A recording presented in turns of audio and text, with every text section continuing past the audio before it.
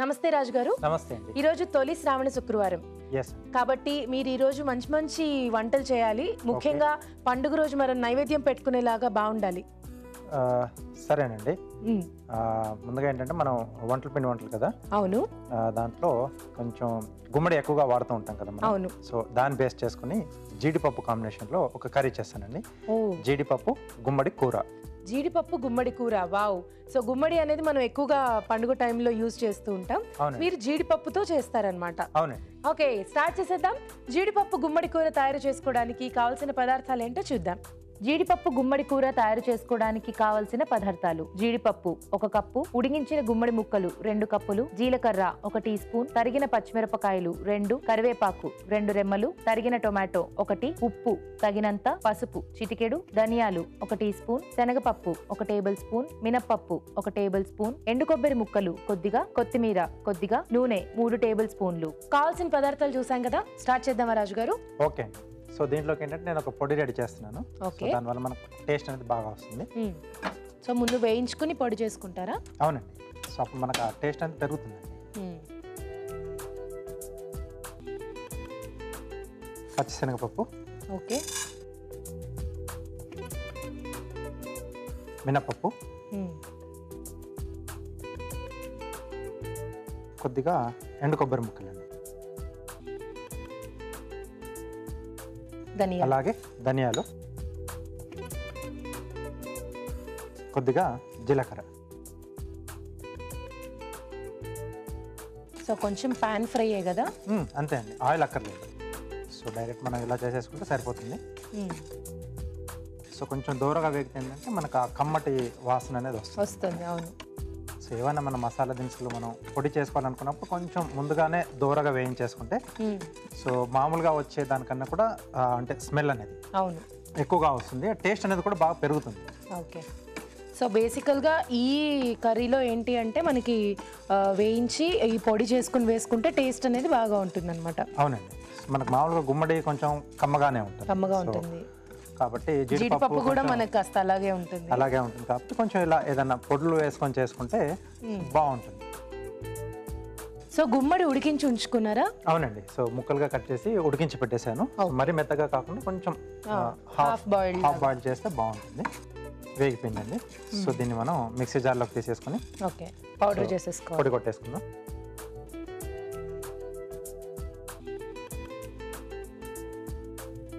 ఇందులో ఎండుమిరపకాయలు ఇవేమి అక్కర్లేదా రాజు గారు?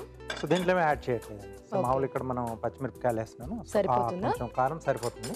సో ఇప్పుడు ఇది ఫైన్ గా పౌడర్ చేసేసుకోవాలా? అవునండి. ఓకే, మీరు పౌడర్ చేసేస్తూ ఉండండి. ఆలోపు చిట్కా చూసేద్దాం. ఓకేనండి. ఇప్పుడు మీకోసం ఒక చిట్కా. మీకోసం మొదటి చిట్కా: పెరుగు, తేనె, నిమ్మరసం ఈ మూడింటిని కలిపి ఆ మిశ్రమాన్ని పెదాలకు పట్టించి గంట తర్వాత కడిగేసుకున్నట్లయితే మీ పెదాలు మృదువుగా మారుతాయి. చిట్కా చూసారు కదా, అయిపోయిందా రాజు గారు? ఓకే అండి. సో ఇలా పొడి రెడీ చేసి పెట్టుకోవాలి. కొంచెం స్పైసీగా కావాలనుకుంటే మీరు చెప్పినట్టుగా కొంచెం ఎండుమిరపకాయలు కూడా మనం వేయించేటప్పుడే వేసేసుకుంటే, ఎందుకంటే ఇక్కడ రెండు కూడా కాస్త కమ్మగా ఉంటాయి కాబట్టి కొంచెం కారంగా కావాలనుకునే వాళ్ళు అలా చేసుకోవచ్చు. ఎండుమిరపకాయలు యాడ్ చేసుకోవచ్చు. ఓకే. సో జీడిపప్పు అనుకున్నాం కదా, సో కొద్దిగా ఆయిల్ వేసేసుకొని ముందు ఫ్రై చేసేసుకోవాలా? అవునండి. కావాలంటే నేతిలో ఫ్రై చేసుకోవచ్చు కదా, మన ఇష్టం.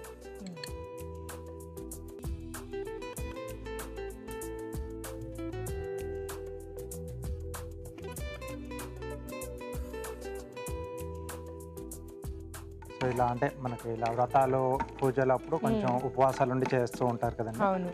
సో దాని తర్వాత కొంచెం అంటే తీసుకునే ఫుడ్ కొంచెం హెల్దీగా ఉండి ఎక్కువ కారాలు లేకుండా కొంచెం బలంగా కూడా ఉంటే కూడా బాగుంటుంది. సో కాబట్టి ఇలాంటి మనం కొంచెం ప్లాన్ చేసుకుంటే బాగుంటుంది ఇలాంటి అకేషన్స్. అవును.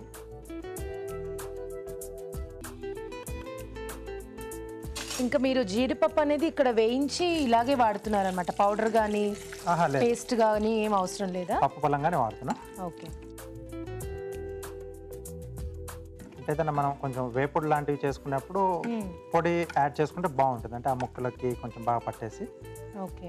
సో ఇక్కడ కొంచెం ఇది మనకు ముద్ద కూరలా వస్తుంది. సో ఇక్కడేం అక్కర్లేదు. ఓకే. సో దీంట్లోనే కొద్దిగా జీలకర్ర,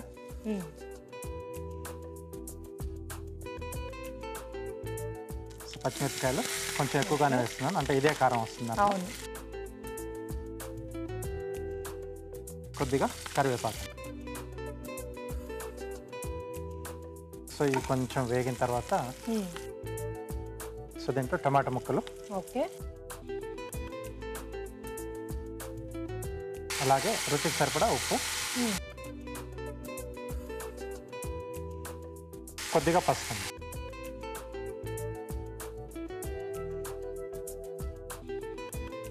సో కొంచెం మనకు ఈ టమాటా ముక్కలు మగ్గిపోతే మనకు ఆల్మోస్ట్ అయిపోయినట్టే డిష్.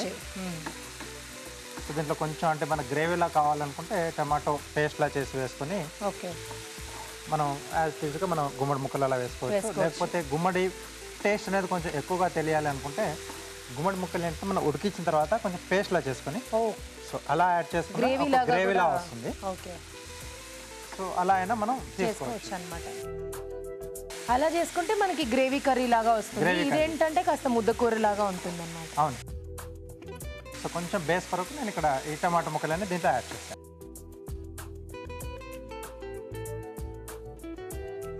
ఇక్కడ మనం ముందుగా ఉడికించి పెట్టుకున్న గుమ్మడికాయ ముక్కలు. కొంచెం పసుపు వేసి ఉడికిచ్చారా అండి? లేదండి, సో న్యాచురల్గా మనకు కలర్లో వస్తాయి. సో దీంతో పాటుగా మనం ముందుగా వేయించి పెట్టుకున్న జీడిపప్పు, అలాగే మనం పొడి కూడా రెడీ చేసుకున్నాం కదండి. అవును. సో ఇది కూడా ఇక్కడ యాడ్ చేస్తాం. సో ఈ పౌడరే మనకి ఎక్కువగా ఇక్కడ టేస్ట్ ఇస్తుంది అన్నమాట.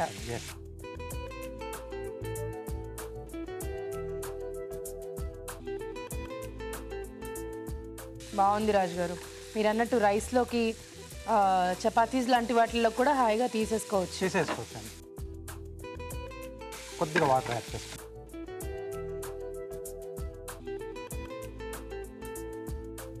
చాలు.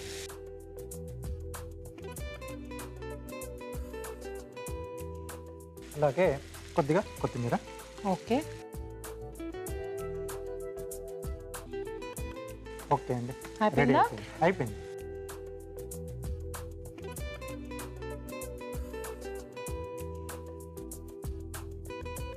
సో దీంట్లోనే కావాల్సితే కొంచెం ఇంగువ ఇష్టం ఉన్న వాళ్ళు కొద్దిగా ఇంగువ కూడా యాడ్ చేసుకోవచ్చు. సో జీలకర్రతో పాటు మనం కొంచెం పోపు వేసుకున్నాం కదా, సో అలా కూడా బాగుంటుంది.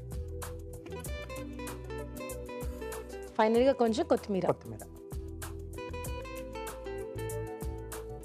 ఓకే, జీడిపప్పు గుమ్మడి కూర రెడీ అయింది.